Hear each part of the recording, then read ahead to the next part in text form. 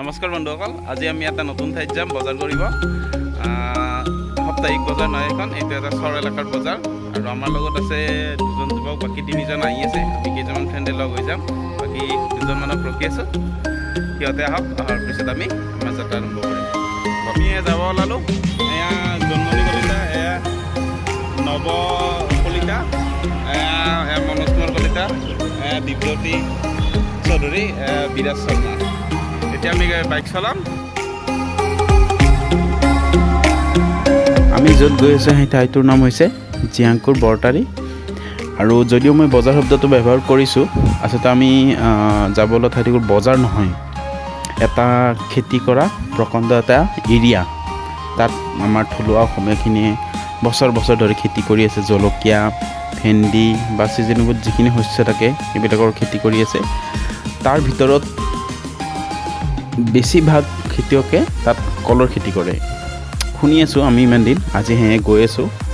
আমি জাৰবাৰী পালোঁ, আমি জাৰবাৰী হৈ গৈ আছোঁ। জাৰবাৰীৰ পিছত আমি ভাগৱতীপাৰা পাওঁ, ভাগৱতীপাৰাৰ পিছত আমি হাইৱে উঠিম। হাইৱে উঠিলোঁ আৰু হাইৱেৰ পৰা বেছি দূৰ নহয়, 4 কিলোমিটাৰমান হ'ব কুকুৰমাৰা। আৰু কুকুৰমাৰাৰ পৰা যিটো ঠাইত আমি গৈ আছোঁ বৰটাৰী, সেইখিনি ঠাইলৈ দূৰত 3 কিলোমিটাৰ। অৰ্থাৎ আমাৰ ঘৰৰ পৰা যদি বা আপুনি মিৰ্জাৰ পৰা সেই ঠাইটোৰ দূৰত্ব হ'ব অতি কমেও 12 পৰা 15 কিলোমিটাৰমান ভিতৰত। আৰু বলক আমি গৈ থাকোঁ। ৰামপুৰ পালোঁ।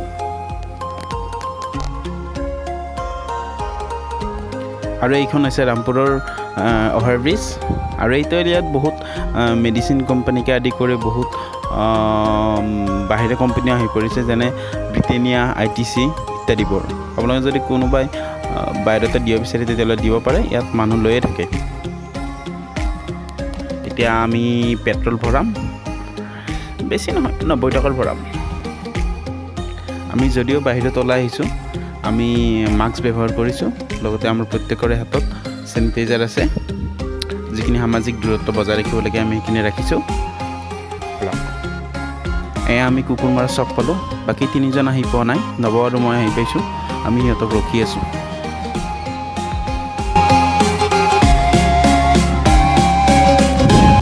ভিতৰৰ ৰাস্তাবোৰ ইমান বেয়া, এখন হাতেৰে বাইক চলোৱাৰ কাৰণে বহুত অসুবিধা হৈছে। তাতে জোতাও পিন্ধি আহিছোঁ। এইখিনি আৰু কেনেকৈ পাৰ কৰাম বাইকখন? ইয়াতে কিবাকৈ পাৰ কৰালে। ৰ'বক, মোবাইলটো পকেটত থৈ দিওঁ, পিছত ভিডিঅ' কৰি আছোঁ।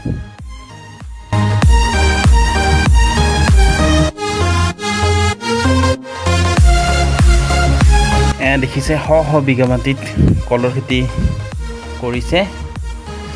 এইবোৰ মালভোগ কল দেই। এতিয়া পিছে সিহঁতে কোৱা মতে চাহিদা বেছি এতিয়া, কাৰণ ৰমজান মাহ চলি আছে। আগতকৈ দাম বাঢ়িছে কলৰ। বাকী ধুনীয়া জলকীয়া।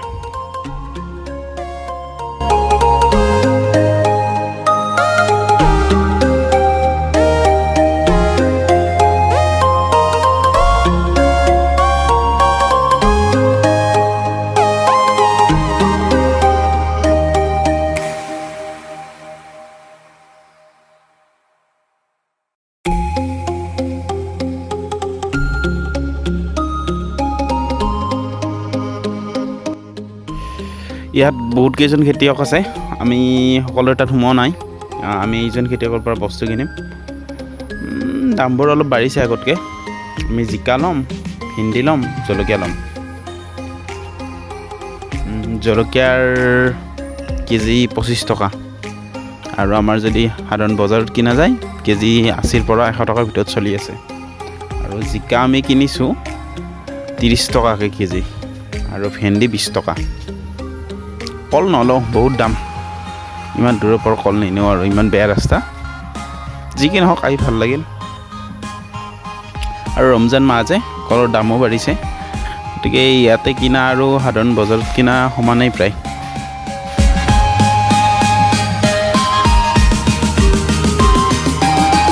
আচলতে খেতিয়কখিনিয়ে কৰা হাৰ ভগা পৰিশ্ৰমৰ বিনিময়তে আমি ঘৰত বহি ভাত মুঠি খাব পাৰিছোঁ।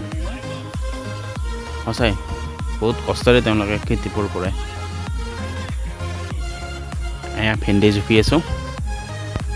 এইখন হৈছে বঙালী বগৰীৰ বাগান, তাৰ পিছফালে আছে কলৰ বাগান। খুব চাপৰতে লাগে এই বঙালী বগৰীবোৰ।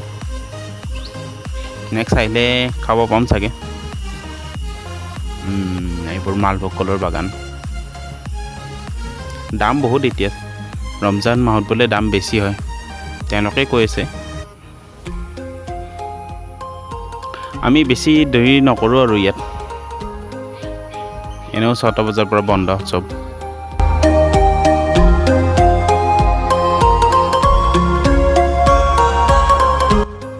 দমকল এটা পালোঁ, হাত ভৰি ধুই ল'লোঁ ইয়াতে সকলোৱে। আমি ঘৰত গৈ আছোঁ। যাওঁতে ৰামপুৰত একবাৰ ৰখিম, লগৰ কেইজনে ATM-ৰ পৰা পইচা উলিয়াব আৰু পানী চানী অলপ খাব লাগিব অলপ।